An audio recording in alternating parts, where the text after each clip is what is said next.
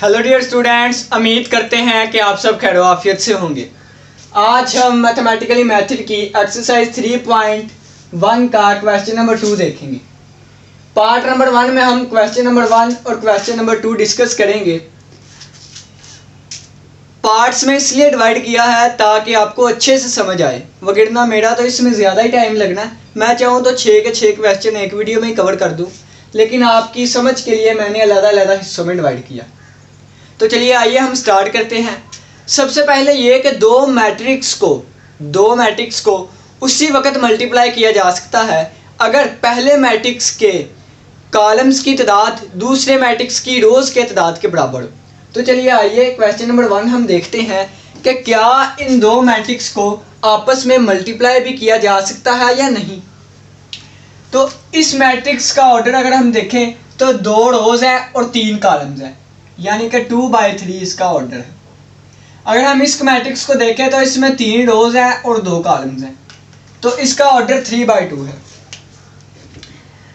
अब इसके number of column 3 हैं और इसकी नंबर ऑफ रोज़ 3 हैं, यानी कि ये आपस में इक्वल हैं और हम इसको इजीली आपस में मल्टीप्लाई करवा सकते हैं। कम से कम हमें ये तो पता चला कि इन दो मैट्रिक्स को आपस में मल्टीप्लाई करवा सकते हैं। अब जो हमारे पास आंसर आएगा इन दो मैट्रिक्स को मल्टीप्लाई करवा के, तो वो ये वाला आंसर आएगा, यानी कि 2/2 ऑर्डर का मैट्रिक्स हमें मिलेगा जब हम इन दो मैट्रिक्स को आपस में मल्टीप्लाई करवाएंगे। ठीक है, तो चलिए आइए हम इसको मल्टीप्लाई करवाना स्टार्ट करते हैं। अब असल मकसद बात होती है मल्टीप्लाई कैसे करवाते हैं। जब आपको मल्टीप्लाई करवाना आ जाए तो आप इसको भी इजीली करवा लेंगे, इसको भी इजी करवाएंगे। टीचर का बेसिक मतलब ये होता है कि हमें वो चीज़ सिखाई जाए कि वो चीज़ कैसे आए। तो हम देखेंगे कि इन दो मैट्रिक्स को आपस में हमने कैसे मल्टीप्लाई करवाना। ये हमारे पास मैट्रिक्स फर्स्ट है और ये सेकंड। तो फर्स्ट मैट्रिक्स में 2 रोज़ हैं हमारे पास, तो यहाँ पे हमने ये 2 एरो के निशान ड्रा कर लिए। ठीक है, यहाँ पे हमने 2 एरोस के निशान ड्रा कर लिए। अब नेक्स्ट मैट्रिक्स में हमारे पास 2 कॉलम है, तो ये ले 2 कॉलम हमने ड्रा कर लिए, 2 कॉलम हमने ड्रा कर लिए। सही है, इस तरीके से आपने बना लेना, बस इसको आपने फॉलो करना है और हमारी मल्टीप्लिकेशन पूरी हो जाएगी। तो चलिए आइए हम स्टार्ट करते हैं। यहाँ पे हम मल्टीप्लाई करके अपना आंसर लिखेंगे। सबसे पहले हमने पहले मैट्रिक्स की रो को उठाना है और पहले कॉलम को। पहले हमने रो को उठाया और फिर कॉलम। तो जैसे जैसे हमने इधर चलते जाना है वैसे वैसे हमने यहाँ से नीचे आते जाना है, वैसे वैसे हमने यहाँ से नीचे आते जाना है। 1 को 2 से मल्टीप्लाई किया, आंसर 2 आया। यहाँ से आगे गए, यहाँ से नीचे आ गए। अब 2 को 1 से मल्टीप्लाई करवाया, आंसर 2 आया। 1 को -2 से मल्टीप्लाई करवाया, आंसर -2 आया। ठीक है, अब इस रो के साथ ये कॉलम कंप्लीट हो गया। अब ये रो और ये कॉलम, यानी कि अब ये वाली रो और ये वाला कॉलम। 1 को -4 से मल्टीप्लाई करवाया, -4। 2 को 5 से करवाया, 10।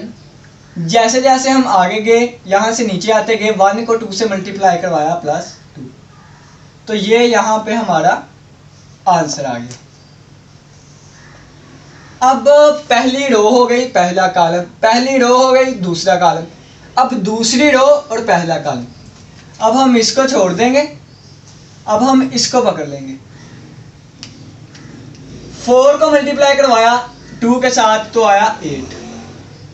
आगे गए, नीचे आए। 0 को 1 से +0, 2 को -2 से -4। इसी तरह दूसरी रो पहला कॉलम कंप्लीट, अब दूसरी रो दूसरा कॉलम, यानी कि 4 को 4 से तो -16 आया, 4 को -4 से। 5 को 0 से करवाया, आंसर 0। 2 को 2 से +4। और अब हम इसको सिंप्लीफाई करेंगे और हमारा आंसर आ जाएगा। ये +2 और -2 आपस में कैंसिल आउट हुए और पीछे बचा 2। ये -4 और +2, -2 +10, आंसर आया +8। 8 में से 4 निकालें तो आंसर 4। -16 + 4 -12। तो ये हमारे पास हमारा आंसर आ गया। उम्मीद करता हूँ आपको समझ आई होगी कि हमने दो मैट्रिक्स को आपस में मल्टीप्लाई कैसे करवाया। और मैंने पहले बताया कि इसका ऑर्डर हमारे पास 2/3, इसका ऑर्डर 3/2। ये दोनों सेम, यानी कि हम इनको मल्टीप्लाई करवा सकते हैं। और हमारा जो आंसर कितना आएगा 2/2 का। तो ये देखें, इस मैट्रिक्स का ऑर्डर 2/2 है और हमारा ये आंसर आ गया। तो जल्दी जल्दी आप इसको नोट कर लें। फिर हम क्वेश्चन नंबर 2 देखते हैं, जिसमें 3 मैट्रिक्स को आपस में मल्टीप्लाई करवाना है। तो आइए हम देखेंगे, फिर इसको नोट करें।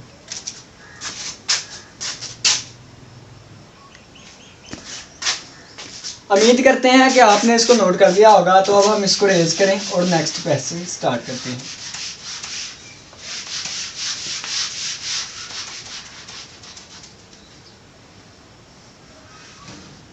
नेक्स्ट क्वेश्चन में हमने 3 मैट्रिक्स को आपस में मल्टीप्लाई करवाना। सबसे पहली बात देखनी कि क्या हम इनको आपस में मल्टीप्लाई करवा भी सकते हैं कि नहीं। तो इस मैट्रिक्स का ऑर्डर 1 रो और 3 कॉलम, 1 रो है और 3 कॉलम है। तो ये हमारे पास इसका ऑर्डर आया 1/3। इसका ऑर्डर 3 ही रोज है और 3 ही कॉलम, इसका ऑर्डर आया 3/3। इसमें 3 रोज हैं और 1 कॉलम है, इसका ऑर्डर आया हमारे पास 3/1। अब अगर हम इन दो मैट्रिक्स को आपस में कंपेयर करवाना चाहें तो इसके नंबर ऑफ कॉलम 3 है, इसकी नंबर ऑफ रोज 3 है, यानी कि ये आपस में सेम है। हम इन दो मैट्रिक्स को आपस में मल्टीप्लाई करवा सकते हैं और आपस में मल्टीप्लाई करवाने के बाद जो हमारे पास मैट्रिक्स आएगा आंसर में, उसका ऑर्डर हमारे पास होगा 1/3 का। ठीक है, 1/3 का। लेकिन अगर हम कहते हैं कि नहीं यार, पहले हम इन दो मैट्रिक्स को मल्टीप्लाई करवा दें, तो इसके कॉलम्स इसकी रोज के इक्वल है और इन दोनों को मल्टीप्लाई करवाने के बाद हमारा आंसर आएगा 3/1 का। तो हम सीक्वेंस से चलेंगे, यानी पहले इसको इससे करवाएंगे और फिर जो इसका आंसर आएगा फिर इससे। ये 3/3 वैसे ही नीचे आया यहाँ तक, तो ये हमारे पास आया 3/1। अब हम देखें तो इसका जो आंसर मैट्रिक्स आएगा उसका ऑर्डर 1/3, इसका ऑर्डर 3/1। तो इसके नंबर ऑफ कॉलम्स इसकी नंबर ऑफ रोज के इक्वल है, यानी कि हम इनको भी आपस में मल्टीप्लाई करवा लेंगे और हमारा जो बाद में आंसर आएगा वो 1/1 मैट्रिक्स होगा। यानी कि इन तीनों को आपस में मल्टीप्लाई करवाने के बाद हमारे पास 1/1 मैट्रिक्स का आंसर आएगा। तो चलिए आइए हम पहले x को x y z को इस मैट्रिक्स से मल्टीप्लाई करवाते हैं। सबसे पहली बात ये कि एक रो है इसमें, तो हमने ये बना लिया, एक एरो ड्रा करा लिया। और दूसरे मैट्रिक्स के 3 कॉलम है, तो ये हमने 3 कॉलम्स बना लिए। ठीक है, तो अब हम आपस में इनको मल्टीप्लाई करवाते हैं। पहली रो पहला कॉलम, यानी कि x को हम, यानी कि अब हम क्या करेंगे कि पहली रो और पहला कॉलम, तो x को a से मल्टीप्लाई करवाया तो हमारे पास आ गया, x को इन दोनों को करवाने के बाद 1/3 का मैट्रिक्स बनेगा, यानी कि 1/3 का। तो x को a से मल्टीप्लाई करवाया तो हमारे पास आ गया ax, y को h से करवाया तो प्लस yh, z को g से करवाया तो ये आया zg, g और z। ठीक है, फिर हमारे पास पहली रो और दूसरा कॉलम, अब इसको रेज करें और ये दूसरा कॉलम आएगा हमारे पास, ये वाला। x को h के साथ करवाया तो ये आएगा hx, y को b से करवाया प्लस by, z को f से करवाया प्लस fg। इसी तरह अब हम तीसरा कॉलम लेंगे, x को g से करवाया तो xg, प्लस y को f से मल्टीप्लाई करवाया तो fy, प्लस z को c से करवाया तो gc। और ये हमारे पास यहाँ से ब्रैकेट क्लोज। ये जो आंसर हमारे पास आया ये इन दो मैट्रिक्स का आया। आगे हमारे पास दूसरा मैट्रिक्स x y z वैसे ही है। ठीक है, अब ये देखें, इसका ऑर्डर हमारे पास आया 1/3, यानी कि एक कॉलम है एक रो है और 3 कॉलम है, 1 2 3 कॉलम है, और इसका ऑर्डर हमारे पास 3/1 है। ये दोनों आपस में सेम है, यानी कि हम इनको आपस में मल्टीप्लाई करवा सकते हैं, और जो हमारे पास बाद में आंसर आएगा वो 1/1 का मैट्रिक्स होगा। तो चलिए आइए हम इसको अब सोल्व करते हैं। अब हम इस मैट्रिक्स को मल्टीप्लाई करवाएंगे एक्स वाई जी के साथ, एक्स वाई जी के साथ।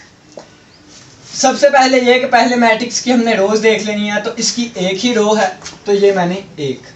नेक्स्ट मैट्रिक्स के कितने कॉलम है, एक ही कॉलम है, तो ये ठीक है। यहाँ से हम एरो ड्रा कर लेते हैं, यानी कि ये देखें ये, और यहाँ से इसका ये